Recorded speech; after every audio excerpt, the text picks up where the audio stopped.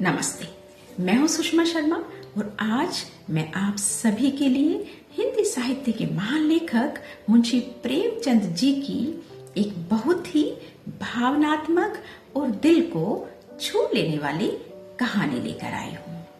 इस कहानी का नाम है ईदगाह। प्रेमचंद जी ने अपनी कहानियों में हमेशा ऐसे किरदार दिखाए हैं जो भले ही गरीब हों लेकिन दिल से बहुत अमीर होते हैं। ये कहानी केवल एक बच्चे की नहीं है, ये कहानी त्याग की है, ये कहानी प्रेम की है, ये कहानी उस भावना की है जहां इंसान अपनी खुशी से पहले अपनों की तकलीफ के बारे में सोचता है।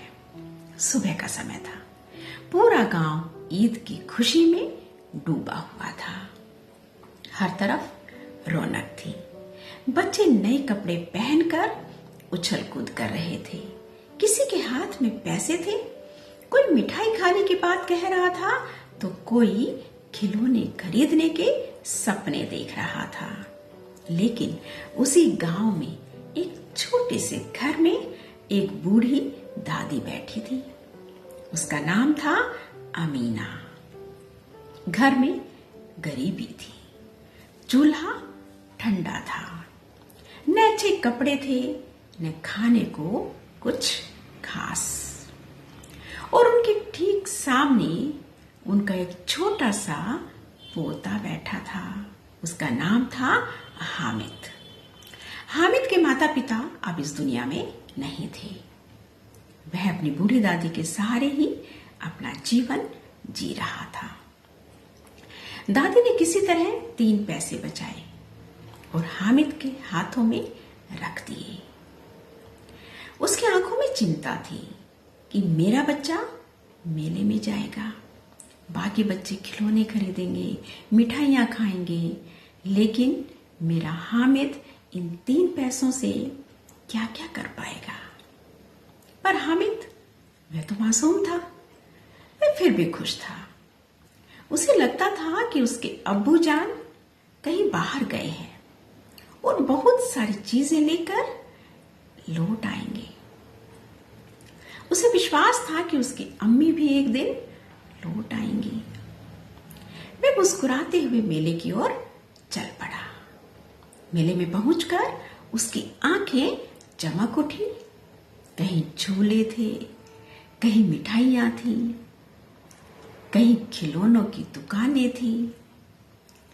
बाकी बच्चे अपने अपने पैसे खर्च रहे थे। किसी ने मिट्टी का सिपाही खरीदा, किसी ने वकील खरीदा, किसी ने राजा खरीदा, किसी ने मिठाई खाई।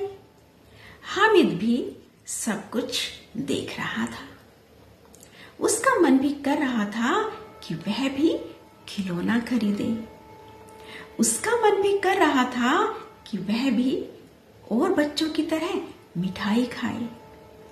लेकिन फिर अचानक उसकी नजर एक लोहे के चिमटे पर पड़ी। वह वहीं रुक गया। उसने चिमटे को देखा और उसी पल उसे अपनी दादी की याद आई। उसे याद आया कि जब उसकी दादी रोटी बनाती है तो कई बार तवे से रोटी उतारते समय उनके हाथ जल जाते हैं, उनकी उंगलियां जल जाती हैं। लेकिन घर में चिमटा नहीं है।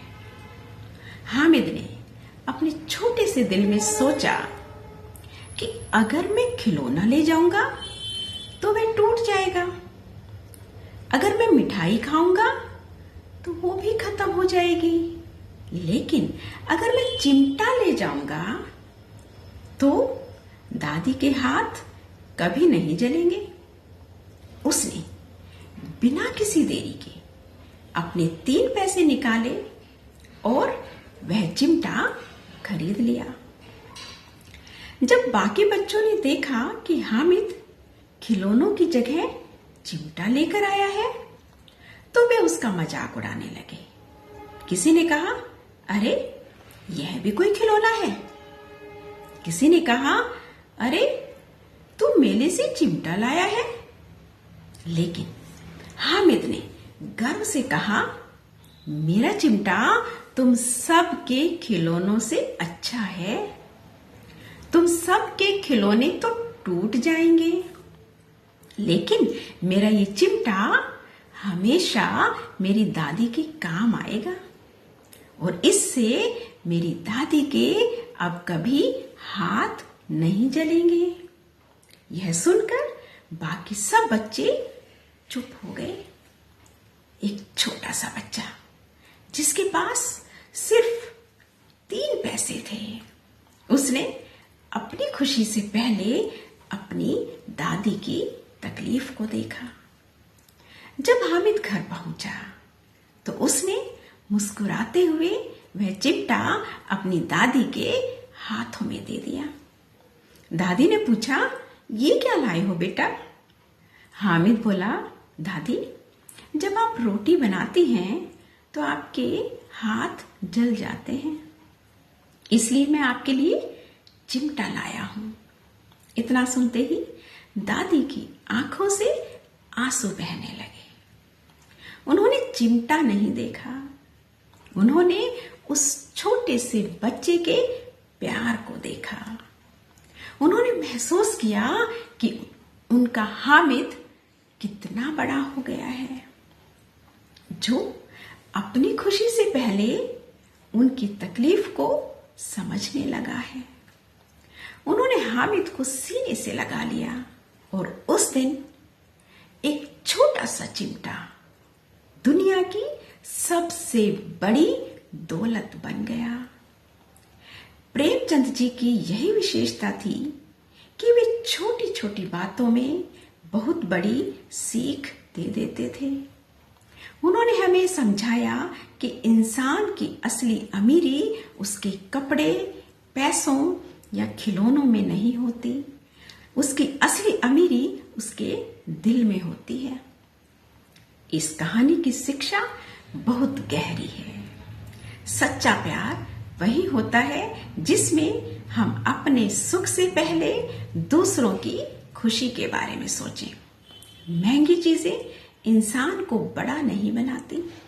बड़ा इंसान वह होता है जिसके दिल में दूसरों के लिए प्यार, त्याग और संवेदना होती है। अगर हर बच्चा अपने माता पिता और बड़ों के लिए ऐसी सोचने लगे तो हर घर में खुशियां बस जाएंगी। जिस घर में अपनों के लिए त्याग होता है वही सच्चा प्रेम होता है। जय हिंद, नमस्ते।